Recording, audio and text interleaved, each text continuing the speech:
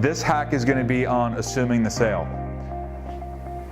This is probably the most ineffective sales tool I've ever seen people try to apply. And I've got a video that, again, I've already recorded that I'm going to share with you that's going to explain it. And then I'm going to come back and talk to you for a minute after that about some other stuff that has to do with this. So watch this hack, and we'll be back. All right? I'm going to be talking about something called assuming the sale. And I hear it used all over the place. I mean, you hear it in sales trainings, sales gurus talk about it, it's in books, and it's like one of those things. It's like one of those sales modules that's pretty typical old traditional paradigm sales. And I hear it used at the place that I work at where I do sales. And it's not really effective, because here's what happens. When you tell somebody to assume the sale and really don't give them really what that means, people make up what they want about that means. And what I've noticed is that when somebody starts assuming the sale, they start moving in the direction of closing before the customer's concerns, questions, and requests are actually satisfied, so that they're in a place of contentness and satisfaction, so that they're in a free space to choose to buy. And you try to force the choice on them by assuming the sale. So probably, and that's like, the sale is one point on the timeline. And everything before that is the process leading up to it, and then there's many things after the sale.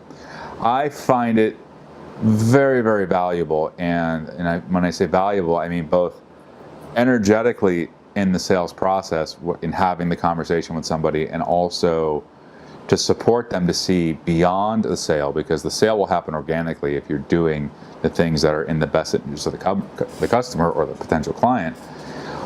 Assume everything beyond the sale. And what do I mean by that?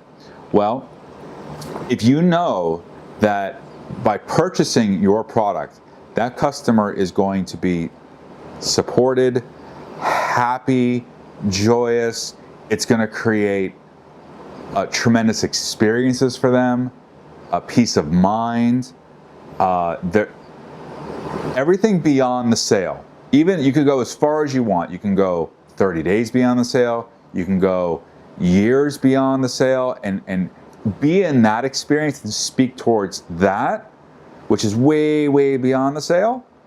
And you can take the customer into the future, or the potential customer, I should say, into the future with your energy. And then the sale just happens, or the close, I should say, the sale of the transaction, where the money's involved, happens pretty naturally. But assuming the actual sale, like you're trying to drive the conversation into the money portion, is another reason why salespeople get a bad rap, because it doesn't work.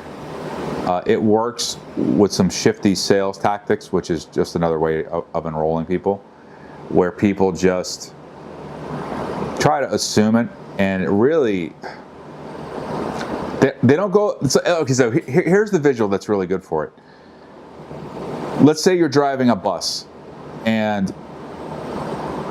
or a car, actually. You're driving a car, and you're driving the car, which is the conversation, the sales presentation, the enrollment process, and you drive up to the customer, and they're standing on the side of the street, or the potential customer, and you say, get in the car, and at that point you start assuming the sale, and you drive away.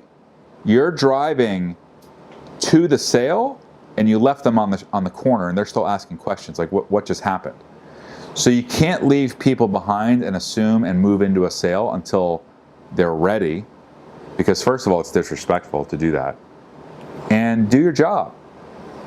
Answer the concerns, be knowledgeable, fill in the gaps, fill in the cracks, get a good solid foundation so that you can actually close the deal.